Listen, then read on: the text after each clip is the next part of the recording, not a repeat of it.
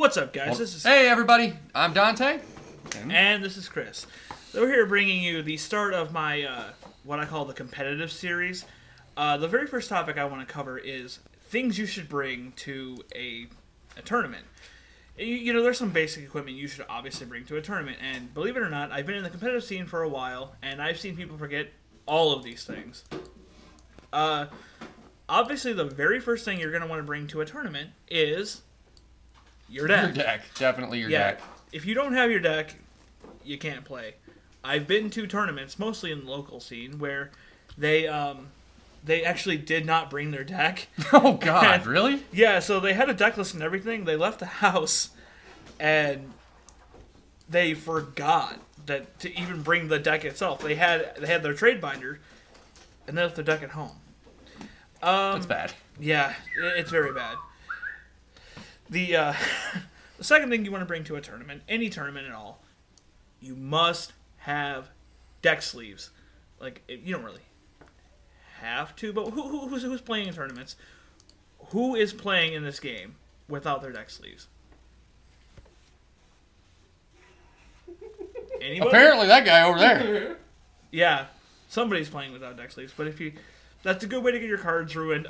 You actually can get an instant disqualification if your cards get damaged or become marked during the course of the tournament. Always bring a deck box, too. Well, yeah, that's one of the other things. Bring your deck box.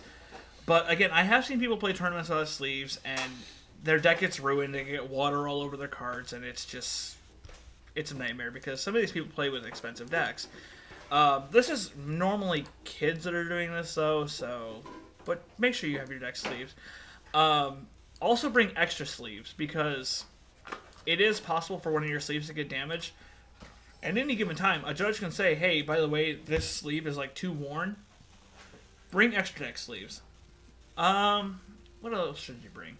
I would say if you do sleeves, matte color would probably be the best. Matte color sleeves are the best. Most places do prefer them.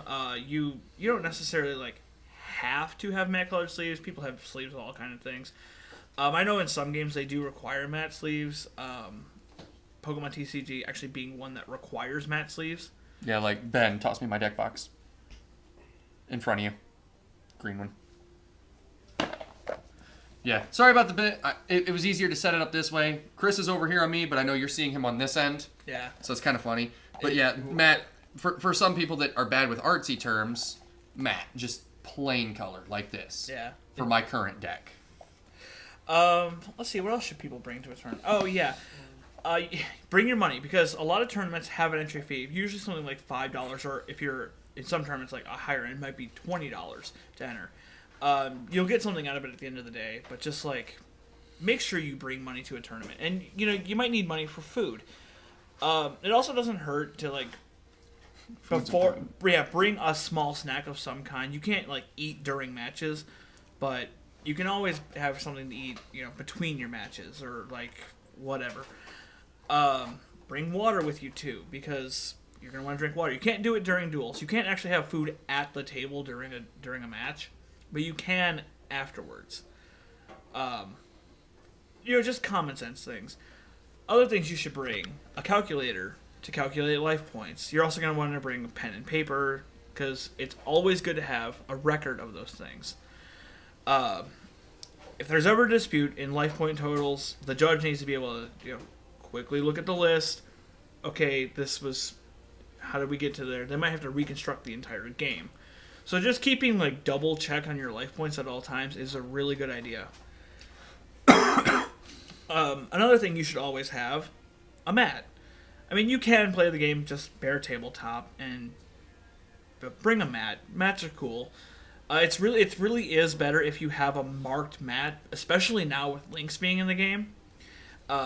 It used to be that there were people who were just total rule sharks, and they ran a card called Blasting Fuse, where, because people weren't too careful where they placed their cards, it was so easy to rule shark with columns that you'd play, the opponent would play Blasting Fuse, and it'd be okay, well, what card is in what column? And if your opponent wasn't playing, you could just rule shark them, and it was a nightmare. But now that columns actually matter again, having a marked mat is better. So getting something like an official one, but you can use whatever mat you want. It doesn't really matter. You can even use a cheap throwaway paper mat if that's all you got. You don't have to go out and spend like $30 or $40 on a mat. Just have a mat. Yeah, and the most up-to-date mat. Like, Yeah. You've got the basic ones before pendulums, and now you've got the ones with links. I've got a paper one sitting in a bag over there from the Layer of Darkness structure deck. Yeah, I'm actually waiting on the one I ordered off of Etsy. It's a Trickstar mat, and it's got the zones marked on it. So you got Trickstar and Deadpool coming in. Yeah. Needless to say, Deadpool. well, the Deadpool one isn't marked, but the Trickstar one is. The Deadpool one's just for the fun of it. It's kind of cool. It's pretty fun. What else should you have? Like I said, you got the cards, you got your extra saves, you got your calculator, you got your pen and your paper, you got your deck box. You want your snacks, and you're gonna want to bring things to like use as tokens possibly, because a lot of decks now run tokens, and you're gonna need them. Tokens can be anything you want. They can actually be token cards. They can be empty sleeves. They can be coins, paper clips, glass beads, anything like that. As long as you can differentiate whether it's in attack and defense. You could probably use a Magic the Gathering card if you so desired. Yeah, that might get a little confusing though. But they're gonna be like, oh, so you've got the back of a Magic the Gathering card, okay? That's a token. Yeah. I have Jace the Mind Sculptor in defense mode. Oh god, that was ear rape. I just watched the thing go to the red and I was like, ah! Well, yeah, you probably laughed a little too. That's all right. Anyway, what else should you bring? Access to chemotherapy.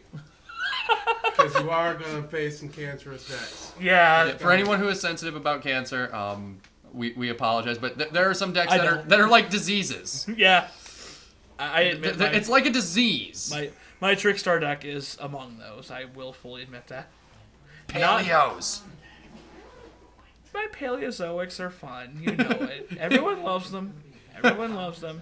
I don't know. Do we love them, Matt? No. All right. Put it this way. Get in here. The black guy says no. He says no. Well, on the topic of black people. Wow. This video is going downhill very quickly. It is, but he's real cool about our jokes. He'll be in one of our videos later today. That'll probably get uploaded Lord knows when. Yeah. Let's see. What else should you bring, Dakota? What do you think? Oh, you need to bring dice. Because some cards do run on dice rolls. But counters. Well, yeah, not just for dice rolls, for counting effects. Like, you might need to count standby phases. You might need to count turns passed, especially if you're playing Final Countdown. Yeah. Bring a 20-sided dice with you, or bring a little... They sell them at most game shops. You can buy a pack of, I think, a dice anywhere. Yeah. We live in Illinois. There's a shop called Paperscape. We can go up there. Well, they come in like little containers, like little micro dice, and there's 36 of them in a thing. Yeah, I can buy them I can get those at a truck stop. I drive a truck for a living, and I can get those at a truck stop. Yeah, you can get dice. Just as long as you bring dice, because dice are so important to have. Yeah.